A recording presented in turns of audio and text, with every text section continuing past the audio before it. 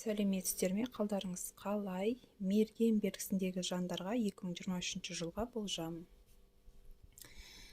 Мергендер, бірінші карта бізде четверка жезл, туз мечей, шестерка мечей. Басы бос мергендер үшін екінші жартысы кездестіру, отбасын құру деген сияқты өмірлерінде 2023-те өзгерістер орын алатын болады. Және де отбасылы мергендерге отбасыларына көбірек көңіл бөлу керек. Және де махаббатқа толы жаңағы мергендер үшін семейный жыл десем де болады. Жақындарымен отбасының ортасында жақсы бір уақыт өткізетін уақыт. Туз мечей бір жаңа істі, жаңа жұмысты қолға аласыз. Бұл жаңа жұмыс болуы мүмкін, жаңа жұмыс тарапынан предложение болуы мүмкін, қосымша табыс көзі болуы мүмкін. Яғни отбасын құруға предложение алуы мүмкін. Басқа тараптан сізге түсетін ұсыныстар. Шестерка мечей басқа жаққа кету, көшу, жұмыс бабымен басқа қалаға, басқа жерге барып жұмыс жасауыңыз мүмкін, немесе көшуіңіз мүмкін, немесе жаңа үй сатып алып переезд, яғни көшу. Жаңағы личный отношенияда бұл кішкене негативный карта, себебі отношенияда екінші жартыңыздан отношенияның суығы, жаңағы алыстау. Бір үйде тұрсаңыздар да сөйлеспеу, отношенияда суықтық, ол адам жаныңызда емес сияқты болып көрінуі мүмкін. Жаңағы енді личный отношенияда отношенияны суытып алмас үшін жаңағы қарым-қатынасты түзеуге тырысқандарыңыз жөн. Себебі бұл личный отношенияда өте кризисный карталардың бірі. Но жылдың басы өте жақсы басталады, потому что четверка жезл бұл жаңағы семейный жыл, просто отношения түзеу керек. Егер бұл карта именно кейбір мергендер үшін личный отношенияға да түсуі мүмкін. Сондықтан жаңа екінші жартыларыңызбен қарым-қатынасты түзеуге тырысқандарыңыз жөн. Вечная весна, жаңа бір бұрыннан ойлап келе жатқан жұмыс, проект, оқу, жаңағы новое начало, жаңағы ойламаған жерден жаңа жұмыс болуы мүмкін, жаңа істер, оқу, бір істің жаңа басталуы, жұмыстан повышение болуы мүмкін. Және де бұл қаржы жағынан да өте жақсы карта. Золотая крепость, жаңағы енді жаңа жұмыс болсын, жаңа іс болсын, сізге оңайлықпен келмейді. Үлкен жауапкершілікпен, үлкен жаңағы еңбекпен келеді. Және де кейбір істерді сіз жалғыз өзіңіз аяқтай алмауыңыз мүмкін. Сондықтан біреудің көмегі қажет болуы мүмкін. Егер көмектесемін деп екінші жағыңыздан шығып көмектесетін адамдар болса, жауапкершілікті де бөліп берген дұрыс. Себебі кейбір кездерде физически үлгермей қалуыңыз мүмкін. Сондықтан мүмкіндігінше көмектесемін, жаныңыздан табылып жатқан адамдарға отказ бермеуге тырысқаныңыз жөн. Белое перо, жаңағы қандай да болмасын бір істің, бір мәселенің, бір бастаған ісіңіз аяқталмай жатса, бұл істің жаңағы шешімін бір қалай айтсам болады, басқа жолмен іздестіргеніңіз жөн.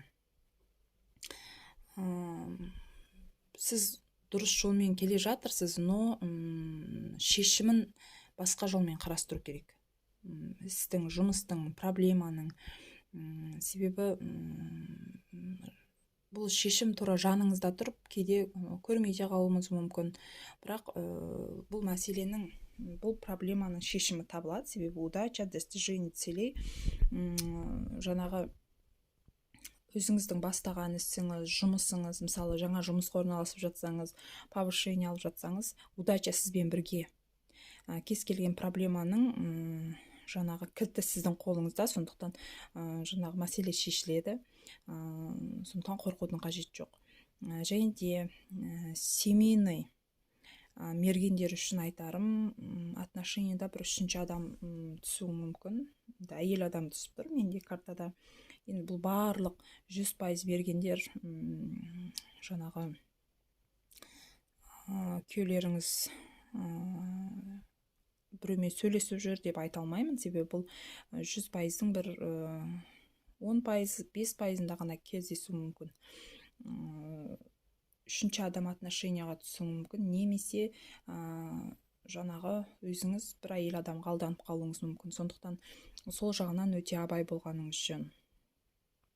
Әсіресе жас келіншек бұл жұмыс бабынан, қаржы тарапынан болуы мүмкін. Жаңағы алданып қалу, ловушка, обман, жаңағы сіздің жаңағы жетістіктеріңізді қызғанып көре алмайтын әртүрлі адамдар бар. Сондықтан сол жағынан өте абай болғандарыңыз жөн. Және де личный отношение жағын аса мән беріп қарап, қарым-қатынастарыңызды екінші жартылар түзеуге тырысқандарыңыз жөн. Ал басы бос ер азаматтар үшін екінші жартысын кездестіру, отбасын құру деген сияқты 2023-те жақсы жағынан жеке өмірлеріңізде өзгерістер орын алатын болады. Енді толыққанды айтатын болсам, переезд бар, көшіп қону, немесе жол жүру бар, шетелге, қала арасына ұзақ жол жүрулеріңіз мүмкін. Және де крупный покупка, үй алып көшулеріңіз мүмкін. Жұмыс бабымен басқа қалаға, басқа жерге командировкамен кетулеріңіз мүмкін. Және де жаңа проекттер, жаңа жұмыс, жаңа бастама түсіп тұр сіздерге. 2023-те жұмыс тарапынан бір жақсы ұсыныстар алуларыңыз мүмкін. Енді ұсыныс түсіп жатса, қорқып жаңағы бастай алам ба, қолымнан келе ма деп тоқтап қалмай, жаңағы жаңа өмірге жаңа қадам басуға кеңес беремін. Бірақ енді ол оңайлықпен келмейді, сізге үлкен еңбек,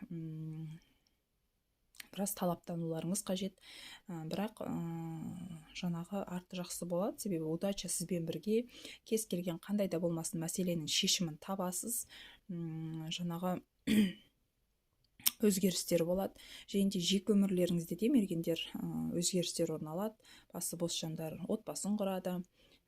Жаңағы личный отношение жағынан тек қана жаңа қарым-қатынасты бір қалыпта ұстап отырсаңыздар болды. Және де финанс жағынан да өте жақсы карталар түсіп тұр, яғни қаржы жағынан жаңа возможностьтар, мүмкіндіктер ашып беретін болады. Тек ары қарай алып кету, еңбектену бұл өз қолдарыңызда. Жалқау болып жататын жыл емес мергендер, сондықтан 2023 сіздерге өте жақсы жыл болып тұр. Раскладтарыңыз өте жақсы түсіп тұр, тек еңбектеніп алдыға қадам жасай берсеңіздер болғаны. Мергендер, сіздерге 2023 сәттілік, табыс алып келсін, жаңа жыл сіздерге құт берекесімен келсін. Қоштаспаймын сіздермен. Лайк басып, комментарий жазып, бағалап еңбегімді қойсаңыздар. Рахмет, сау болыңыздар.